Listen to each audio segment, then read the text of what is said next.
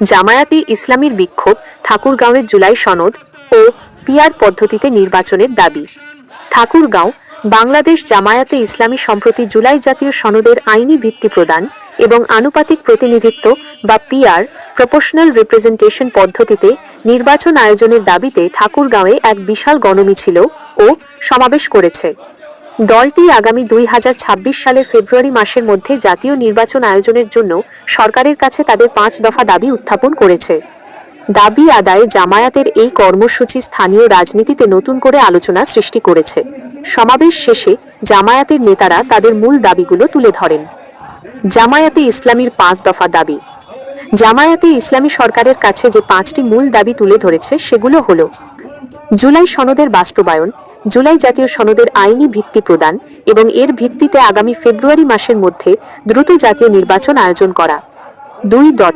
PR পদ্ধতি চালু, স্বচ্ছতা ও জনগণের সঠিক প্রতিনিধিত্ব নিশ্চিত করতে আগামী জাতীয় নির্বাচনে উভয় কক্ষে আনুপাতিক প্রতিনিধিত্ব পিআর পদ্ধতি চালু করা।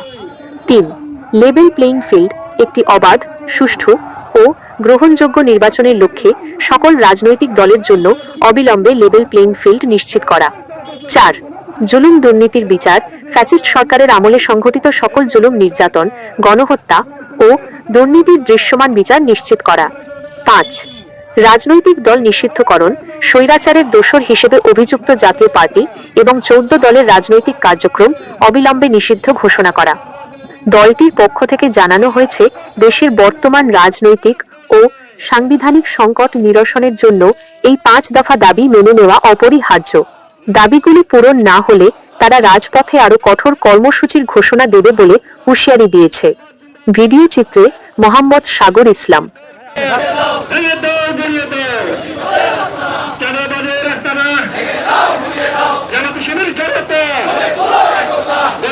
যদি পিআর পদ্ধতিতে সংখ্যানুপাতিক হারে সংসদ নির্বাচন অনুষ্ঠিত না হয়, 2 পক্ষে এই পিআর বাস্তবায়ন করা না হয়, তাহলে এদেশে আবারও ফ্যাসিজম জন্ম নেবে।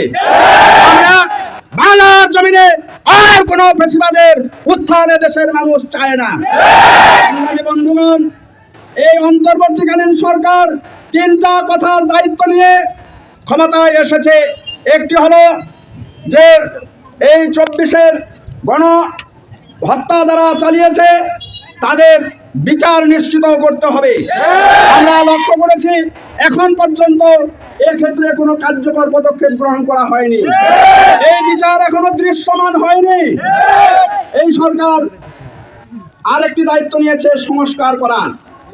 এবং আপনারা জেনে রাখেন, সব বিষয় আমরা জানতে পারছি না। 31টি দলকে, যারা জুলাই বিপ্লবের পক্ষের 31টি দলকে নিয়ে একটি ঐক্যমত্যের কমিশন গঠন করা হয়েছে।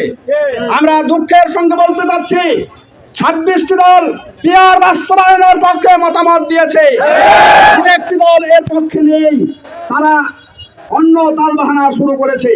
আমরা পরিষ্কার বলতে চাই, পিআর পদ্ধতির বাস্তবায়ন অবশ্যই, সংস্কার অবশ্যই করতে হবে। ঐক্যমত্য কমিশনে 166টির মধ্যে 86টির এখনো ঐক্যমত হয়ে গেছে। আমরা আশা করছি যে ঐক্যমত্য কমিশন বারবার বসেছে, মাসের পর মাস বসে তারা যে সংস্কারের কার্যক্রম করেছে, এই সংস্কারের আইনত ভিত্তি তাদেরকে দিতে হবে। যদি এটা না হয়, তাহলে আবারও বাংলাদেশে একই রকমের অশান্তি বিরাজ করবে। আমরা এই সরকারের কাছে আরো যে দাবিটি তুলে ধরেছি, অতীতে 14 সালের কোনো নির্বাচন হয়নি, 18তে মামলা হামলা দিয়ে বিরোধী দলকে হেনস্থ করা হয়েছে, 24 সালে বাংলাদেশের দামি ভোট হয়েছে। আমরা পরিষ্কার বলে দিতে চাই, আর কোনো ওই দামি ভোট হবে না, রাতে দিনের ভোট রাতে হয়ে যাবে না, আর কোন সরকার বিনা নির্বাচনে ক্ষমতায় আসতে। এজন্য আমরা লেভেল প্লেইং ফিল্ড চেয়েছি। এই লেভেল প্লেইং ফিল্ড যদি হয়, সকলে সমানভাবে দৌড়াতে পারে, তাহলে বাংলাদেশে একটি সত্যিকার গণতন্ত্র প্রতিষ্ঠিত হবে।